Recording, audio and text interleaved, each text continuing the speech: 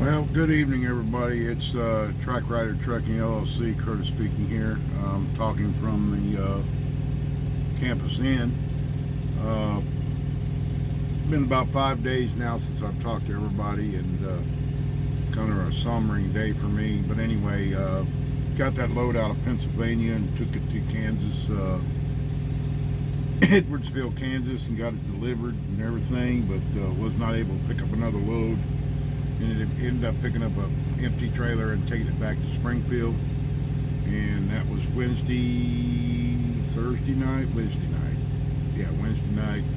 Got into Springfield pretty late, decided to just go ahead and shut down there, and then went on home on Thursday. I had a doctor's appointment at the VA and got that all taken care of, and kind of just did some odds and ends at the house and got my truck reloaded up, and looks like I'm going to be on the road for a little while, maybe. But anyway, got into Prime this morning, and had to go to driver's lineup, pick up a load. Got a hazmat load going out to Kentucky, and then my life began to change. And yeah, the only problem is my video wouldn't come up on my channel. I had to do it from my actual camera video. That's weird. Never happened. But no, anyway, I'm talking to Lyle. Lyle's next to me right over here. He's Lyle, No Hippie Trucking and Transportation. He's parked here too. But anyway, got this load going to Hepburn, Kentucky, and got her all loaded up. Started out, got about 50 miles, just south of, or just west of Lebanon, Missouri. And I'll never forget this, but had my first close encounter, and it wasn't pleasant, let me tell you. I was driving at mile marker 125 and cruising down, and I heard some chatter on the radio, but I didn't define it very well. And there was a big long gap between trucks and vehicles. I had trucks behind me, and I was in the slow lane. Anyway, I noticed a couple of vehicles, quite a ways down, maybe a quarter of a mile, eighth of a mile down ahead of me, and I noticed one car on the slow lane was kind of weaved out and went back in. Well, this other car was coming on the, well, it was actually looked like it was going alongside of him, but actuality, I was going eastbound on I-44, and he was coming west on I-44 in the eastbound lanes. And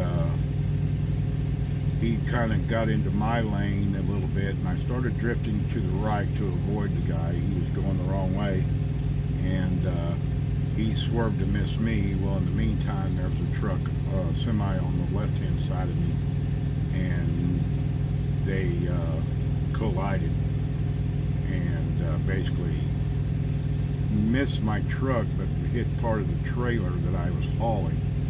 And of course, the car basically, it was an SUV, basically disintegrated on a head-on with the tractor trailer, and a ensuing explosion happened, and the car went in, or the SUV went into flames, and I stopped on the right shoulder, and can't believe, it's still hard for me to believe or put it in perspective as actually seeing the man's face in front of my truck before he swerved and missed me. If he hadn't, it would have hit head on, and who knows what would have happened then. But he hit the truck driver head on, and what I seen, and this is kind of graphic, and I don't want to get into details about it, but he was more likely ejected because he's already halfway out before, the cloud and everything disrupted the view. And I pulled over, and then, of course, the vehicle bursted into flames. The truck driver managed to go to the media, actually clip those, the media barrier with the wire or cable, and ended up coming to rest on the shoulder on the westbound side. And then, of course, everything after that, the car basically caught on blaze, and I believe the individual ejected from the vehicle. I had sit there and just kind of getting my thoughts together, contacted my fleet manager, got a hold of Road Assist, sent out an accident report because it did minor damage to the trailer, a couple of dents, one penetration of the side of a quarter, and I've never seen so much oil all over the side of my trailer. Popped the two idiot lights on the back of the trailer out. But anyway, sit there for some time, about 30 minutes. This happened about 10:30 this morning, and sit there for about 45 minutes, maybe an hour, and nobody came and checked on me. I checked on the road to see, I put out my warning triangles and everything. So my fleet manager suggested I go back to the state troopers, so I walked back up to where the accident finished. And not a sight to see, and I wasn't going to take pictures or take a video of it. That's detrimental. I don't wish that on nobody, but anyway, I walked up there and talked to the police officer, see if they wanted my cam. I have a vehicle cam on here, and all it would have shown was him actually headed towards me. So anyway,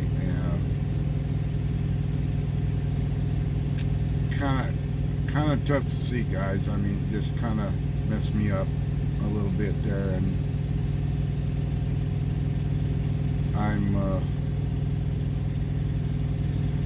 it's tough right now. I mean, it's something that's you don't want to never put yourself into or see, and it's just one of those things that I don't know what to say, guys. I'm still shocked by it. It's early evening here. It's 5 o'clock. And anyway, I got all that taken care of. And of course, I had to walk by the finished process of the accident. The vehicle was completely destroyed by flames, and about 100 yards from that, the deceased gentleman was, covered up, and all I could see was one foot hanging out of the cover, and the cops were talking to me. It kind of traumatized me a little bit, but it is what it is. So we got it all cleared with them for me to leave, and then of course the road assist told me to bring the trailer back for inspection. And of course I drove back to Springfield and brought it through driver's lineup, and they checked it all over. Apparently the truck was fine, the trailer was fine, my truck didn't get hit. But I went ahead and parked the trailer. I told my fleet manager I'm done for the day. I mean, I was just a mess, shaking and upset, and told him I was done for the day. So I cleared that load and sit down there at the picnic area, little rest area we have back of the side of the pad, the training pad. I called Lyle up on the phone because I knew he was in town, and I talked to him for a few minutes, and he told me to come over here to Campus Inn, and we'd sit down for a while. So big shout out to him for being there to support me, calm me down, get me right. Good man. I mean, I didn't know what else to do. I didn't know where else to turn. I called my wife, told her I was okay and safe, because I know she'd hear it on the local news. And my buddy called me, and I told him what happened. He was concerned about me, so I decided I ain't driving no more today, which was just the beginning of my day, basically. So it was traumatic, man. I'm telling you, I've never seen something like that in my life. Seeing the individual heading right for my truck, and then me veering away. He veered at the last minute. When he veered, the truck hit him head on, and I looked in the rearview mirror, and it was just a total chaos explosion. And I moved up. I still kept rolling, and I pulled off the side of the road, and of course it was in flames by then. And I don't know, guys, it just messed me up, period, and I'm thankful I have a good support team. Don't get me wrong, my dispatcher, RNA, Road Assist, all of them were on the ball with me. I did my accident report, even though it probably really didn't need to be necessary. Took photos, sent them in, told them where the position was, where I was. I was okay, the truck was okay, looked like the trailer was okay to move. So I just went ahead and left, came back to Prime and dropped the trailer and come over here, Camp Sin, which I'd never stayed over here since I was in school, and then came over here. We went to the Oasis, had dinner and everything, and then I'm back over here at the truck beside him. And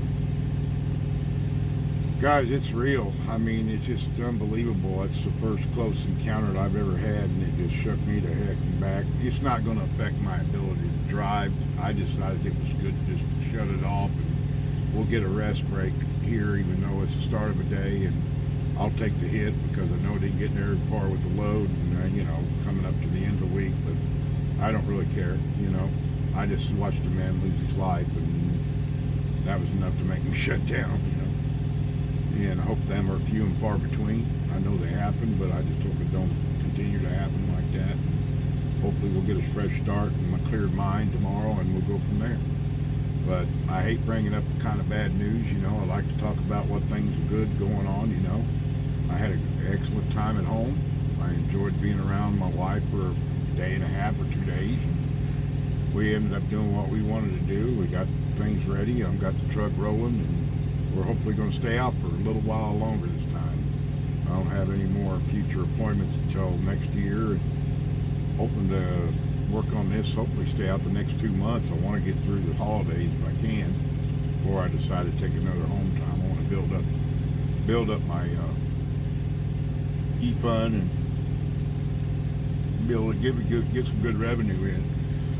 So anyway, guys, I just thought I'd let you guys know that, and it's part of the ball game, I guess. I don't wish it to happen. I feel sorry. I pray from thoughts and prayers with the family of that gentleman. Don't know if he was having an issue, or he just got off on the wrong side, or he was lapse in judgment. He was 62 years old, what I understand. I believe he was a local guy. The gentleman that was in the tractor trailer that he had on received minor injuries, so that was good. But the gentleman, of course, died on impact. Of course, yeah, after seeing it, you would have known it was happening. He was gone. But anyway, we're going to take this and put it in the back of the deal and be more aware, you know. I was doing my thing, driving normally, and you just don't know when stuff like that will happen. So hopefully, and I'm not trying to lose it, guys. I'm not going to lose it.